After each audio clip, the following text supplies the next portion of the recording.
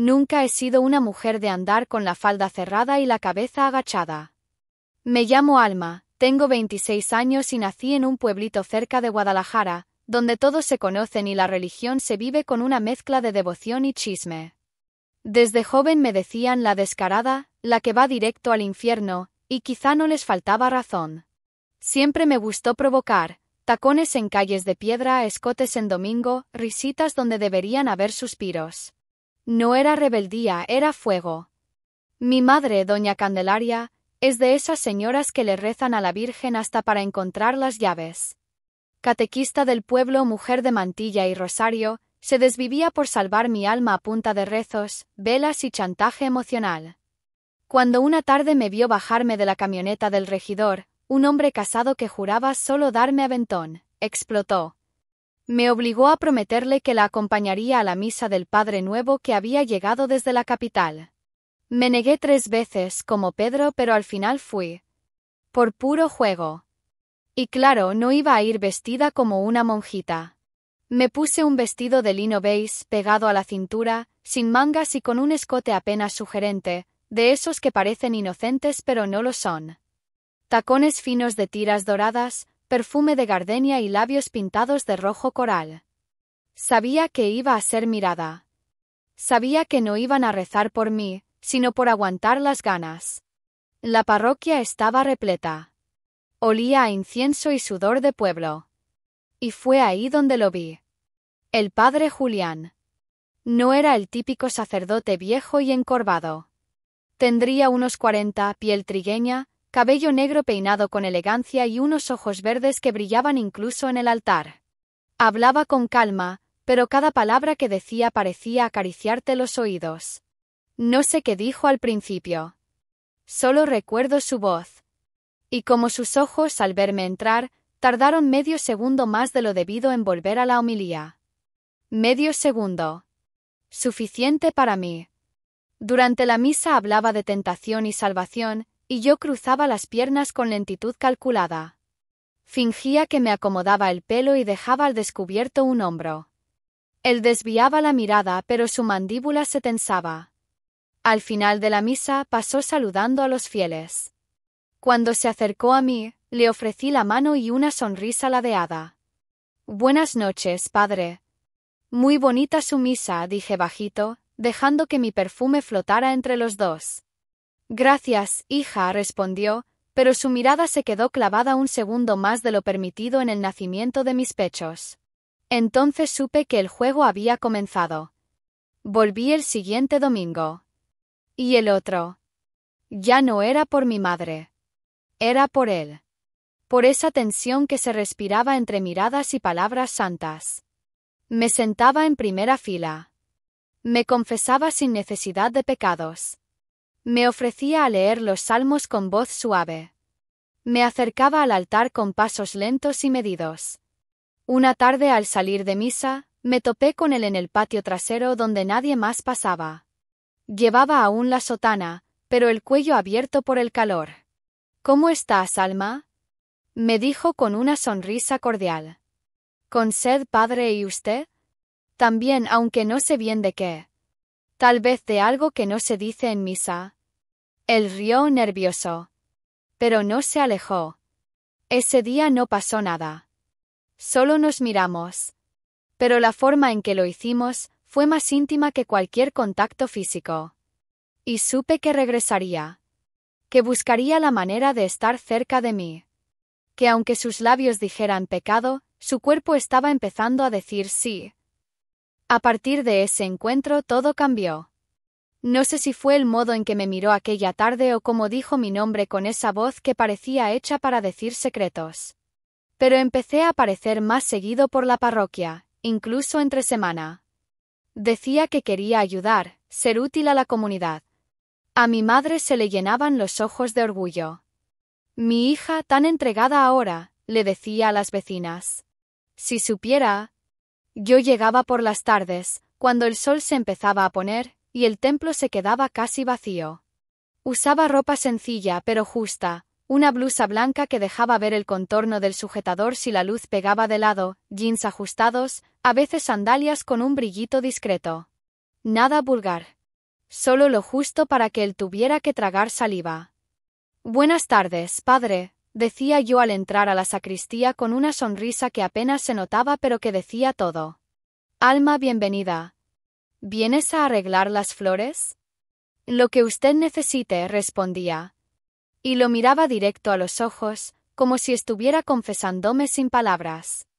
Nos quedábamos ahí, él revisando libros litúrgicos, yo cambiando flores o limpiando los candelabros, pero con cada día el ambiente se volvía más espeso, como si el aire pesara de tanto que nos callábamos. Una tarde, mientras acomodaba unos misales, dejé caer uno accidentalmente. Me agaché lentamente, dejando que mi blusa se desplazara justo lo suficiente para que al levantarme lo encontrara mirándome tenso, respirando hondo. Fingí no notarlo. Pero lo vi. Lo sentí. Como un temblor apenas perceptible en el cuerpo de un hombre que lucha consigo mismo. Otro día, le entregué una vela bendita que mi madre me pidió dejar. Cuando nuestras manos se rozaron, sentí un escalofrío. Su mano está fría, padre. ¿Todo bien? Es el clima cambiante. Si quiere puedo calentarla un poco, susurré sin dejar de sostenerla. Se quedó en silencio pero no apartó la mano de inmediato. Me miró como si buscara ayuda en mis ojos, pero encontró más fuego. Lo vi tragar saliva. Entonces supe que estaba al borde. En otra ocasión, llevé un pan dulce casero. Le dije que era una ofrenda, pero solo quería verlo morder algo frente a mí. Quería ver su boca húmeda, los labios presionándolo suave. Quería imaginarlos en mi piel. Lo observé mientras comía. Él lo notó. Tosió, nervioso. Está muy sabroso, dijo. Imagino, respondí con la voz cargada de doble sentido. Y él por primera vez desvió la mirada con una risa tímida. Como si supiera que yo estaba jugando. Pero ya no estaba seguro si quería salirse del juego. Empecé a sentarme sola en el confesionario, aunque no tuviera nada que confesar. Solo para escucharlo. Para tenerlo cerca al otro lado de la rejilla. Su voz se oía más grave, más íntima en ese espacio cerrado. Padre, a veces siento deseos que no debería. ¿Deseos de qué tipo, hija? De tocar. De mirar. De probar lo que no se puede. Silencio. ¿Y eso te hace sentir culpable? No. Me hace sentir viva. Otro silencio. Largo. La vida también puede ser un camino de redención. ¿Y si no quiero redención? ¿Y si quiero caída? Él suspiró. Lo escuché apoyarse hacia atrás. No dijo nada. Pero tampoco me detuvo. A partir de esa tarde su predicación los domingos se volvió más extraña. Hablaba del cuerpo como templo de las tentaciones del mundo, de cómo la carne también era parte de la creación divina. Sus palabras sonaban diferentes. Como si en lugar de sermonear, estuviera pidiendo ayuda. Y yo, sentada con una falda de lino negro que se abría apenas al cruzar las piernas, lo escuchaba como si fuera una canción que me hablaba al oído. Entonces, una tarde el cielo se nubló. El aire se volvió denso. Llovía. Yo estaba empapada con la blusa pegada al cuerpo, marcando cada curva, cada pequeño relieve. Entré al templo por la puerta lateral. Él estaba allí solo organizando unas velas. Cuando me vio sus ojos se agrandaron. Alma, vas a enfermarte.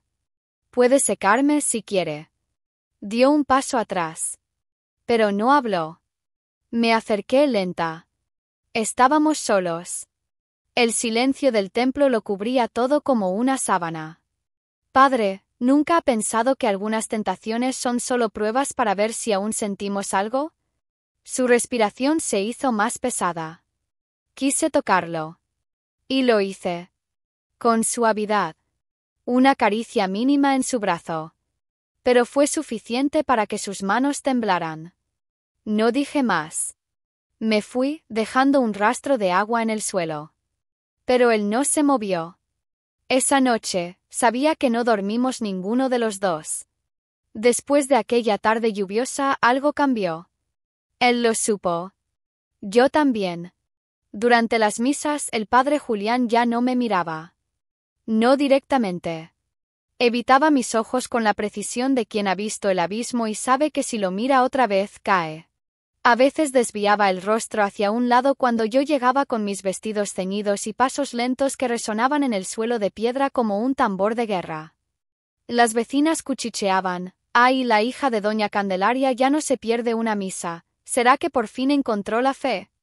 Y mi madre orgullosa les respondía: «Dios toca a todos cuando menos se espera». Y vaya si lo estaba intentando. Lo que mi madre no sabía era que yo seguía apareciendo cada martes y jueves por la iglesia. Él ya no me dejaba sola. Ponía a la señora Ramona, una viuda entrometida, a ayudarme con las flores o con el polvo de los bancos. Me sonreía desde lejos, tenso, sin dejar que nos quedáramos a solas. Pero el cuerpo de un hombre tiene memoria. Y los ojos también. Hasta que un día me llegó un recado a través de mi madre. «El padre Julián te busca. Dice que se perdió un candelabro viejo que tú ayudaste a guardar. Que si puedes pasar por la capilla antigua esta tarde». Ah, la capilla vieja. Nadie iba ahí desde el último velorio de don Ramón. Era pequeña, húmeda, con un olor a cera derretida y madera vieja. Perfecta para guardar secretos. Me vestí sin prisas. Pantalón ajustado de tela negra, blusa beige con mangas largas pero pegada al cuerpo como una segunda piel, sin escote pero con una abertura mínima en la espalda. Recogí el cabello en una trenza baja, me puse perfume de vainilla y me persigné al salir, pero fue por costumbre, no por culpa. La lluvia caía suave, como si el cielo supiera lo que iba a pasar. Entré y lo vi allí solo, de pie junto al altar polvoriento, con un abrigo oscuro sobre la sotana. No dijo nada al principio. ¿El candelabro perdido o es usted el que está perdido?, pregunté bajito. No deberías estar aquí, respondió sin mirarme. Entonces, ¿por qué me llamó? Silencio. Me acerqué con pasos lentos.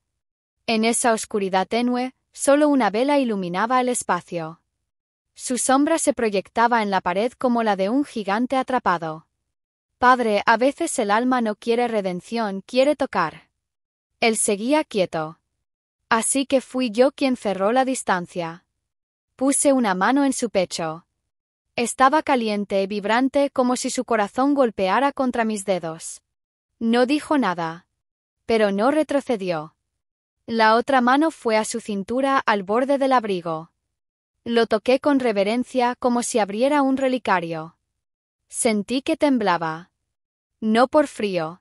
Por deseo contenido. Si sigue así no podré detenerme, susurró con voz ronca.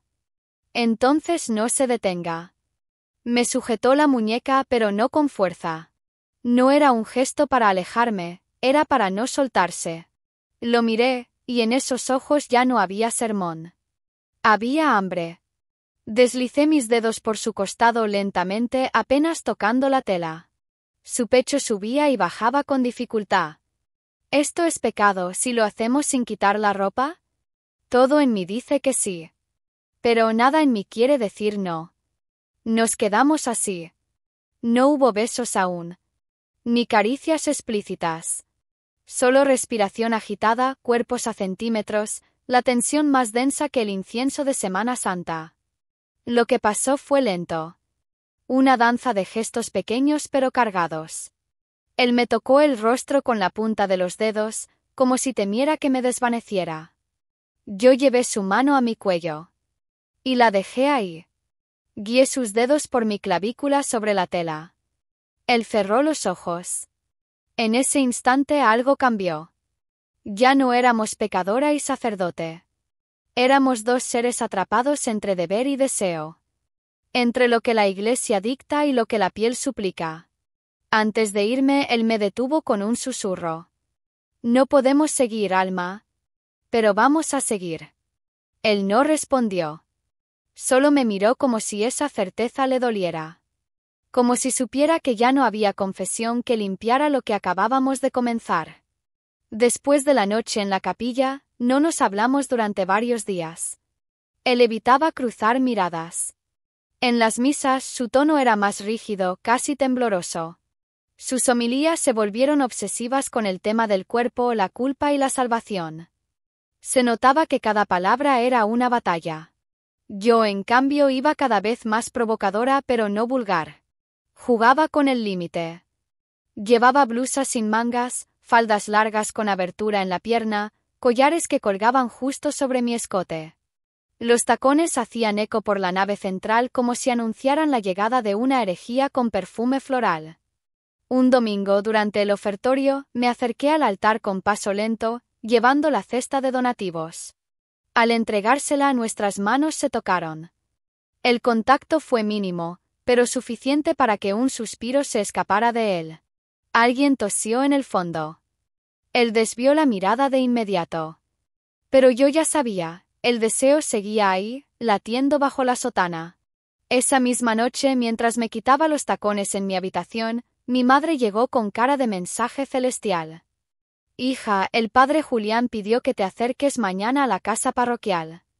Dice que hay algo urgente con una figura del Vía Crucis que tú ayudaste a mover hace semanas. Yo no recordaba ninguna figura. Pero sí recordaba sus manos. Al día siguiente esperé que anocheciera.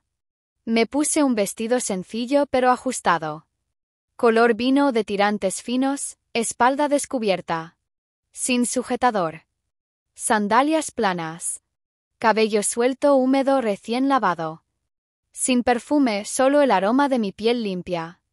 Llegué por la puerta trasera. La casa parroquial estaba en penumbra. Solo una lámpara encendida en la sala. En la mesa, 2 copas de vino, una ya servida. Él estaba allí. Sin sotana. Camisa blanca de algodón, mangas dobladas hasta los codos. Mirada baja. Cabello desordenado como si no durmiera bien desde hacía días. «Viniste», dijo. No podía no venir. Nos quedamos en silencio unos segundos. Él me ofreció una copa. Bebí sin decir palabra.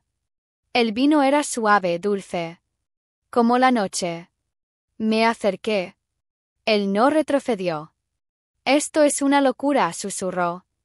«Entonces estamos locos los dos». Fue él quien me besó primero. Nada suave. Nada casto. Fue un beso de esos que llevan semanas guardados. De esos que no piden permiso ni ofrecen disculpas. Nuestras bocas se buscaron como si se conocieran de otras vidas. Las manos se aferraron al cuerpo del otro. Lo sentí temblar al tocar mi cintura. Lo sentí arder al tocar mi espalda. Me guió al cuarto. Era pequeño, austero. Una cama con sábanas blancas. Una sola vela encendida. Nada más.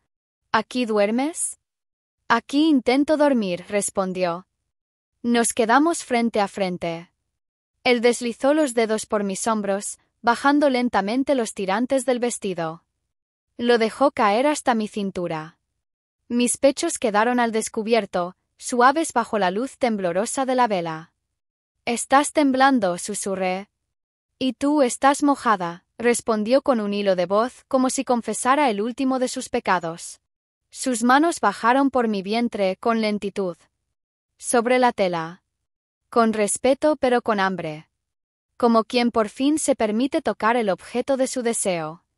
Me acarició como si rezara. Como si cada trazo de sus dedos fuera una oración muda. Y yo respondía con gemidos bajos, con suspiros que parecían himnos rotos. Me acostó con delicadeza. Sus labios recorrieron mi cuello, mi pecho, mi vientre. No fue sexo. Fue algo más. Fue un acto lleno de culpa y gloria, de entrega y caída. Cuando me estremecí bajo su boca, él levantó la cabeza. ¿Me condenas? No, padre, te libero. Y lo besé. Con las 2 manos en su rostro, con mi cuerpo pegado al suyo, como si ese momento fuera lo único verdadero en un mundo lleno de prohibiciones. Esa noche no llegamos al final. Pero nuestros cuerpos ya lo sabían todo. El pecado había sido cometido. El alma que se encargue Dios. Después de aquella noche en la casa parroquial, ya no hubo vuelta atrás. Algo en él se rompió. Y algo en mí se encendió. Ya no éramos la muchacha descarada y el sacerdote intocable. Éramos dos cuerpos con memoria, dos almas que habían rozado el fuego y en lugar de huir, se habían quedado más cerca. Pero todo lo prohibido tiene su precio. Empezó a evitarme con más esfuerzo. Salía por la puerta trasera de la iglesia. Delegaba en otros cualquier tarea que implicara estar cerca de mí. Mandaba a doña Ramona con excusas ridículas. El padre dice que no se siente bien, hoy no puede verte. Pero yo ya lo conocía. Sabía que lo que sentía no se apagaba con un Padre Nuestro. Así que seguí asistiendo cada vez más desinhibida, aunque sin cruzar la línea. Un día fui con una blusa de tirantes finos, de esas que apenas sostienen el deseo, y una falda larga con abertura en la pierna. Cada paso hacía eco. Cada mirada lo buscaba. Sabía que me miraba aunque fingiera que no. Sabía que soñaba conmigo, aunque despertara con culpa. Y entonces pasó algo inesperado. Estaba en mi cuarto, aún con el cuerpo caliente del recuerdo, la ropa interior arrojada sobre el respaldo de la silla, cuando escuché la voz de mi madre en la sala. «Alma, ¿estás en casa?» «Sí, mamá», respondí, intentando no sonar como si acabara de pecar con la mente. Entró sin llamar, como siempre. «Acabo de salir de la reunión de las Hermanas del Rosario». «¿Y adivina quién mandó recado?» «No sé, ¿la Virgen?» «No te hagas la graciosa. El padre Julián. Dice que necesita hablar contigo. Hoy. Que hay algo que solo tú puedes encontrar». Algo en mí vibró. No pregunté más. Me duché rápido. Me vestí sin exagerar, un pantalón de lino blanco, una blusa azul celeste con botones al frente, sandalias cómodas, el cabello suelto. Y sin maquillaje. No lo necesitaba. No esta vez. El mensaje era claro. No hablábamos de una figura perdida. Hablábamos de lo que había quedado a medio camino. De lo que nos estaba quemando por dentro. La cita era en la capilla vieja de nuevo. Donde todo había empezado. Al llegar, lo vi esperándome. De pie junto al altar, con una linterna encendida y los ojos oscuros intensos. «Viniste», dijo. «Sabías que vendría». Cerró la puerta con llave. El sonido del pestillo me recorrió la espalda como un escalofrío. «Esto es una locura», murmuró. «Entonces hazlo con locura». Me acerqué. Esta vez no hubo palabras. Solo acciones. Él me tomó de la cintura con fuerza y me empujó suavemente contra una de las paredes cubiertas de humedad. Me besó con la boca abierta, con el alma rota. Sus manos buscaron debajo de la blusa, subiendo por mi espalda. Yo le desabotoné la camisa lentamente, una vez más sintiendo como su pecho temblaba bajo mis dedos. Me sentó en uno de los viejos bancos de madera. Se arrodilló frente a mí. Levantó el borde del pantalón blanco y besó mis rodillas, mis muslos, cada espacio entre la piel y el pecado. «Esto no es correcto», dijo, pero sus labios seguían subiendo. «Entonces quédate aquí en lo incorrecto». Y lo hizo. Sus dedos, sus caricias, todo en él pedía permiso y a la vez rogaba que no lo detuviera. Lo guié. Lo dejé. Y esta vez fuimos más allá. Ya no había ropa entre nosotros. No había límites. Me sostuvo con fuerza, me amó con la desesperación de quien lleva años reprimiendo, y yo me entregué como si estuviera naciendo de nuevo. Después, en silencio, nos quedamos abrazados sobre una alfombra vieja que cubría parte del altar. Respirábamos al mismo ritmo, y por primera vez no hubo culpa inmediata. Solo esa calma después de un terremoto. ¿Y ahora qué?, pregunté. Ahora no sé si soy sacerdote o un hombre. Tal vez eres ambos. Pero el silencio que siguió fue espeso. Algo había cambiado. Algo más allá del deseo. Algo que no iba a ser fácil. Esa misma semana, un rumor empezó a circular por el pueblo. Un par de vecinas aseguraban haberme visto entrar por la puerta de atrás de la parroquia más de una vez. Otra decía que el padre había cambiado. Que ya no hablaba igual. Que sus sermones estaban llenos de silencios sospechosos. Y luego llegó el chisme mayor. Alguien dijo que habían escuchado gemidos una tarde en la capilla vieja. El escándalo se estaba gestando. Y lo peor es que no sabíamos quién lo había soltado. Él empezó a hablar de renuncia. No puedo seguir así, Alma. No con todos mirándome como si supieran. Entonces mírame tú. Y olvida al resto. Pero no fue tan fácil. Una tarde llegué a la iglesia y ya no estaba. Había dejado una carta. Solo decía: lo sagrado me fue arrebatado por algo aún más fuerte. No sé si fue el amor, el deseo o simplemente tú. Pero necesito encontrar respuestas lejos de aquí. No firmó. No pidió perdón. Solo desapareció. Y yo me quedé con el eco de sus sermones en los pasillos vacíos, con el olor de su piel todavía pegado a mi memoria, con las manos vacías y el cuerpo lleno de un amor imposible. Pero sé que volverá. Porque el deseo, cuando es real, no se apaga. Solo se esconde. Y si no vuelve, entonces lo buscaré yo.